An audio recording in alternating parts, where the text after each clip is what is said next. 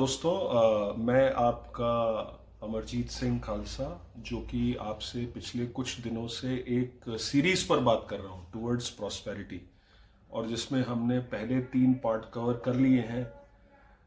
एक पार्ट में मैंने आपसे बात की थी कि जो एक मध्यम वर्गीय व्यक्ति है वो समृद्ध क्यों नहीं हो पा रहा। दूसरे पार्ट में मैंने आपसे बात की थी कि किसी भी देश की जीडीपी यानी सकल घरेलू उत्पाद और आपके बीच में क्या रिलेशनशिप है। और तीसरे पार्ट पर मैंने आपको कुछ फोकस करके बताया था कि आपको किस तरीके से बैंक और अपने रिलेशनशिप को देखना चाहिए। यानी बैंकों में सिर्फ पैसा जमा भर कर देने से आप वेल्थ क्रिएट नहीं कर पाएंगे।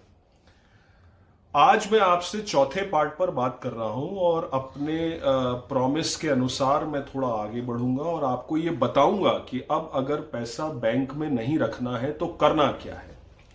तो थोड़ा लिंक अगर हम बनाएं तो मैंने आपसे कहा था कि देश की जीडीपी बढ़ती है पर आपकी वेल्थ नहीं बढ़ती, आप समृद्ध नहीं होते। उसकी वजह यह है कि देश की जो जीडीपी बढ़ रही है वो बढ़ रही है देश के व्यापार बढ़ने से, देश में जो कंपनीज या बिजनेसेस काम कर रहे हैं उनके बढ़ने से।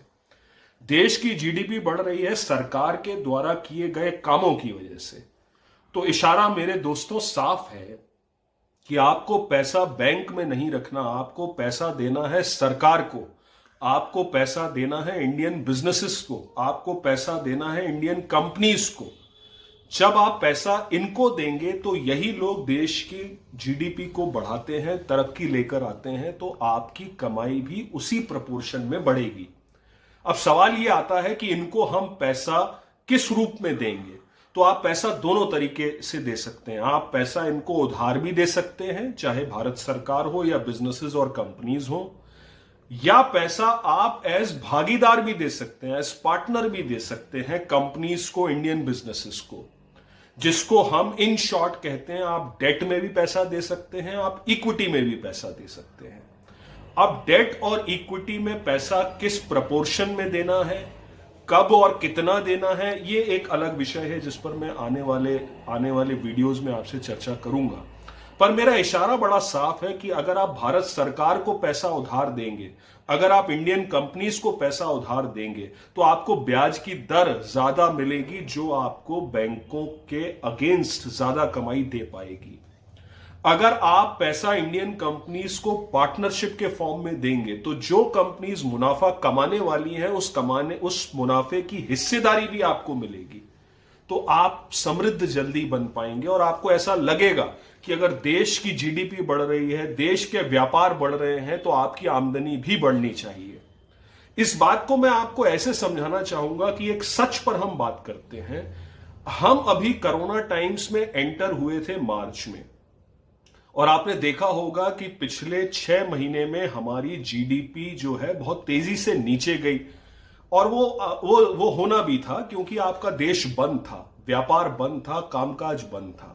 लेकिन पिछले 3 महीनों से, अगर आप जून मध्य से देखें, तो देश पूरा खुला, देश में कामकाज शुरू हुआ। और अब आप सुन रहे होंगे हर जगह मीडिया में यह आ रहा है कि देश में ग्रोथ होना शुरू हो गई है, अर्थव्यवस्था बढ़ना शुरू हो गई है, टैक्स के कलेक्शंस पहले जैसे हो गए, सेल बढ़ गई है। तो आपको कहीं ना कहीं आश्चर्य होता होगा कि ये सब तो बढ़ गया, पर मेरी आमदनी तो बढ़ी नहीं पिछले 3 महीने में, वो तो शायद और कम हो गई है, या मुझे नहीं मिल रही है, या मुझे तो उस तरक्की का कोई फायदा नहीं मिल रहा है।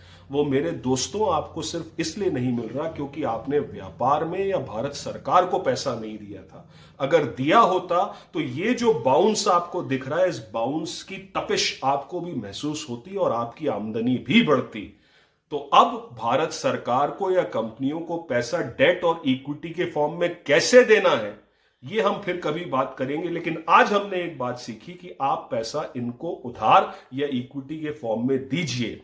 इसमें क्या रिस्क हो सकती है, नहीं है, उस पर हम फिर भी आगे और डिटेल में भी बात करेंगे कि डेट और इक्विटी में जो रिस्क है उसको आपको कैसे मैनेज करना होगा। तो नेट हम और आप समृद्ध कैसे बन सकते हैं, उस पर एक सीढ़ी आज हम और आगे बढ़े हैं, और मैंने आपको डाइवर्ट करके बताया है कि पैसे आपको कहां लगाने हैं। That's how you benefit, that's how we benefit. नमस्कार।